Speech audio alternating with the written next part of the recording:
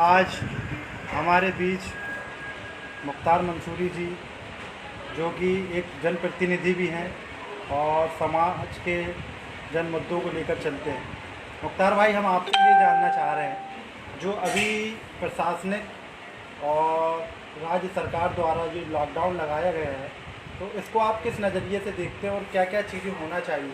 आप थोड़ा सा इस बारे में थोड़ा सा जानकारी दें। इस आपदा की घड़ी में प्रदेशवासी जो हैं वो मध्य प्रदेश सरकार के साथ है, प्रशासनिक अधिकारियों के साथ है, लेकिन कमज़ोर वर्ग के लिए आर्थिक सहायता प्रदान करने के लिए कोई कोष बनाना था इनको। अचानक लॉकडाउन लगाना, जो आज 400 कुछ मरीज मिले, इस तरीके से 300 400 पर डे मरीज हर शहर से निकल रहे हैं, जिन जिन शहरों में लॉकडाउन लगा है।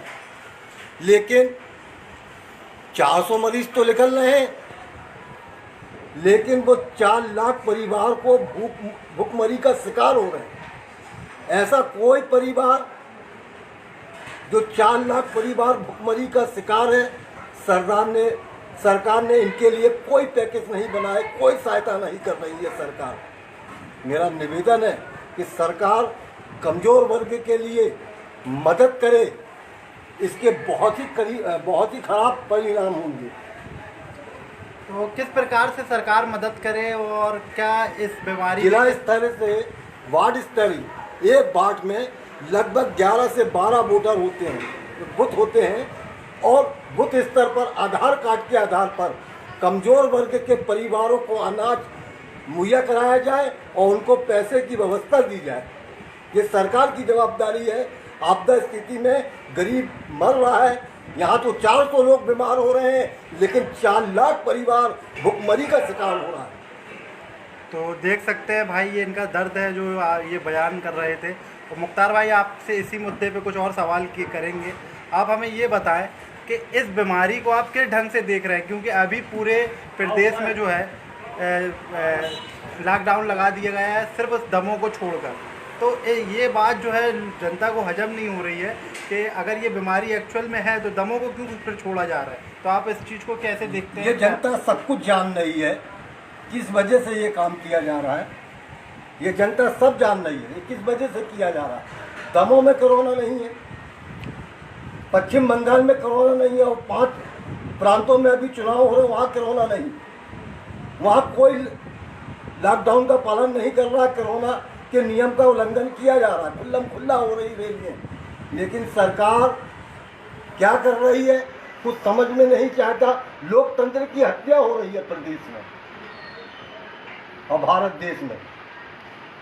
तो मुख्तार भाई, अगर आप ये बताएं, अगर सरकार द्वारा इस तरीके की मदद नहीं की गई तो किस तरीके के हालात बनेंगे? थोड़ा सा आप वाजे करें इस बात को। भुखमरी के लोग शिकार होंगे। आपने सन 1980 में देखा था, उसके पहले आपदा हुआ था तो मार्केटों में लूटमार हुई थी। इसलिए लूटमार बढ़ेगी। लोग अपने बीवी बच्चों को पालने के लिए किसी को भी लूट कर अपने बच्चों का पेट पालने का काम करेंगे। इससे अपराध की बढ़ेगी। सरकार से निवेदन है कि लॉकडाउन जो रात में लगता था वो बेहतर है, दिन का लॉकडाउन तत्काल हटाया जाए।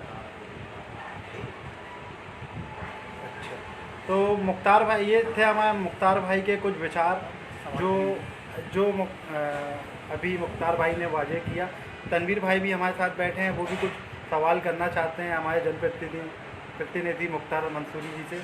तनवीर भाई बताइए, पूछिए। मुख्तार भाई, आपने अभी फेसबुक में एक स्टेटस डाला कि आखिर सरकार ने किस तरीके से, समझ लीजिए कि ये लॉकडाउन एकदम अचानक लगा दिया गया।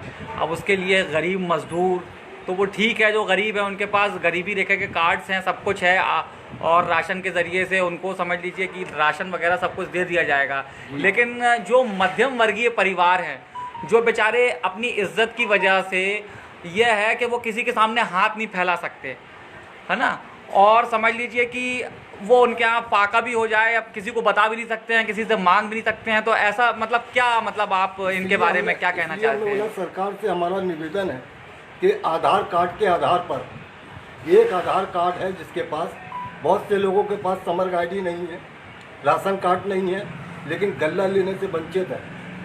तो निवेदन ये है कि आधार कार्ड के आधार पर हर परिवार के लोगों को गल्ला दिया जाए। जो जिनको अल्लाह ने नवाजा, ईश्वर ने नवाजा है, वो लोग नहीं लेंगे, जानते हैं ये मदद किसकी है। सरकार को सभी वर्ग के लोगों को मदद करना चाहिए, और जो उनके पास अल्लाह ने दिया है, ईश्वर ने दिया है, वो लोग इस मदद को ना लें, बल्कि गरीबों की मदद करें।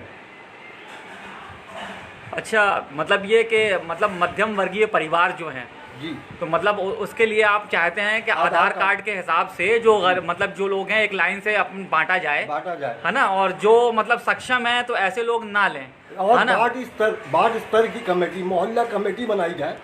अच्छा, राशन दुकानों में पहले भी सरकार ने मदद दी, और कोई अभी प्रदेश सरकार ने करोड़ों रुपए का गल्ला दिया, लेकिन वो गरीब जनता तक नहीं पहुंचा, कहाँ गया पता नहीं।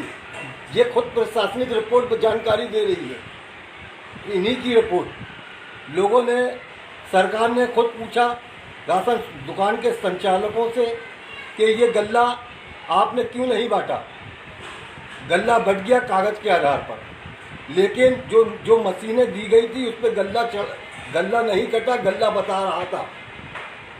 तो इस आधार से कोर्ट ने बोला बिना आधार कार्ड के आधार पर बांटे, तो आधार कार्ड भी नहीं था, कोई भी जवाब सरकार भी नहीं दे पाई, ना राशन दुकान वाले दे पाए।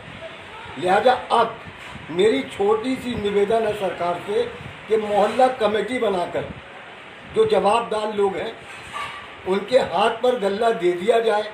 संबंधित थाना प्रभारी होते हैं, थाना प्रभारी को उनके हवाले कर दिया जाए कि भाई आप उनको उनसे लिस्ट मांगी जाए मोहल्ला कमेटी की, और फिर जो मध्यम परिवार और जो लोग परेशान हाल लोग हैं उन तक गल्ला ये पहुंच जाए। मुख्तार भाई, ये सारी बातें तो आपकी बिल्कुल बहुत बेस्ट बातें थी, और आपने एक दर्द बयां किया और ये चीज़ बताई भी कि अगर मान लो लॉकडाउन इसी तरीके से बढ़ाया गया और गरीबों की तरफ से गरीबों की कोई मदद नहीं गई तो ऐसे हालात बनेंगे। अगर मान लीजिए ये सारी चीज़ें नहीं होती है सरकार द्वारा, तो आप एक प्रतिनिधि हैं, आप मतलब किस प्रकार से क्या करना चाहेंगे आगे? हम तो सरकार से निवेदन कर सकते हैं, मैं खुद एक कमज़ोर वर्ग का हूँ, मैं सरकार के खिलाफ नहीं हूँ, शासन प्रशासन के साथ हूँ, मैं मांग कर सकता हूँ, और ज़रूरत पड़ने पर मैं आंदोलन भी कर सकता हूँ। अगर शासन ने हमारी बातों को नहीं सुना तो हम आंदोलन करने के लिए बात रहेंगे। बहुत बेहतर। अच्छा मुख्तार भाई, जैसे कि क्या हुआ था कि पिछली बार समझ लीजिए कि इतने केसेस इंडिया में नहीं हो रहे थे, है ना, और समझ लीजिए कि अचानक लॉकडाउन लगा दिया जाता है। पिछले साल मार्च में जो लॉकडाउन जो लगाया गया वो अचानक लगा दिया, इतने केसेस नहीं आए, फिर धीरे धीरे बाद में सारे केसेस बढ़े, सब कुछ हुआ।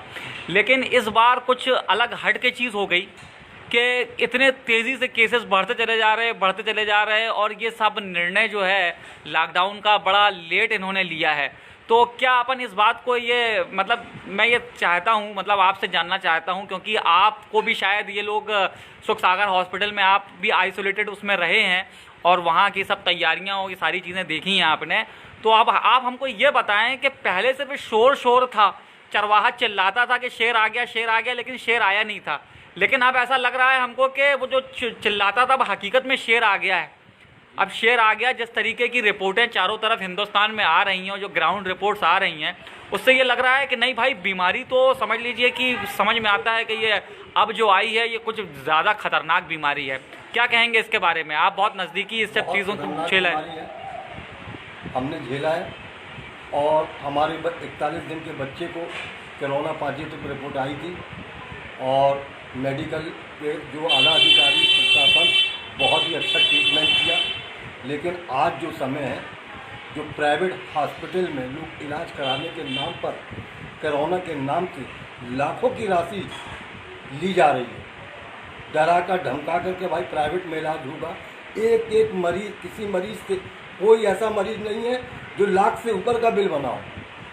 किसी का फ्री इलाज नहीं हो रहा, बल्कि मेडिकल बोर्ड में बहुत ही अच्छा इलाज हुआ है। और मैं जनता से निवेदन करता हूँ, इन प्राइवेटों के अस्पतालों के चक्कर में ना जाएं, बल्कि मेडिकल सीधा जाएं। अगर कोई शिकायत आती है कोरोना की, तो आप मेडिकल में जाकर एडमिट हो, और वहाँ पर जो प्रशासनिक डॉक्टर बैठे हुए हैं बहुत ही अच्छा इलाज कर रहे हैं। प्राइवेट का सहारा ना लें, घबराएं ना। कोरोना का इलाज है, हम हमारा परिवार स्वस्थ होकर आया है, और आप कोरोना में से बचें और लोगों को बचाएं। मतलब किस तरीके से आप लोगों को मतलब बताना चाहते हैं कि लोगों से एक निवेदन करना चाहते हैं कि किस तरीके से इस बीमारी से बचा जा सकता है? दूरी बनाकर रहें, हाँ। मास्क पहने, हम मास्क पहनते हैं। वो तो आपने इसलिए नहीं लगाया है क्योंकि मास्क पहनने में आप इंटरव्यू नहीं दे सकते थे, इसलिए आपका मास्क हमने जानबूझ के अलग किया है कि मास्क आप हटा लीजिए ताकि सही तरीके से आप बोल सकें। तो वो मास्क तो हम, क्योंकि हम लोगों ने वाकई मतलब जो इंटरव्यू लेते समय आपसे इतनी दूरी बना के रखी हुई है, तो आप मतलब हमारी जनता को जो है ये बताएं कि आखिर किस तरीके से इस बीमारी से बचा जा सकता है। देखिए, अगर सर्दी खांसी होती है तो आप गर्म पानी पिए, एकदम गर्म नहीं, गुनगुना पानी रहे, और ज़्यादा पानी का सेवन करें। क्योंकि धूप बहुत तेज है, पानी शरीर में पानी की कमी से बहुत सी बीमारियों का उत्पन्न होती है। बेहतर है कम से कम दिन भर में 6 लीटर तो पानी पिए। अगर जब आपके पेट के अंदर फुल पानी रहेगा, आप इंशाअल्लाह आपको कोई बीमारी नहीं होगी।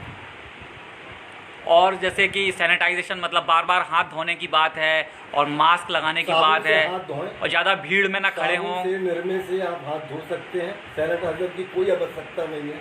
साबुन से भी आपका साफ हो जाता है।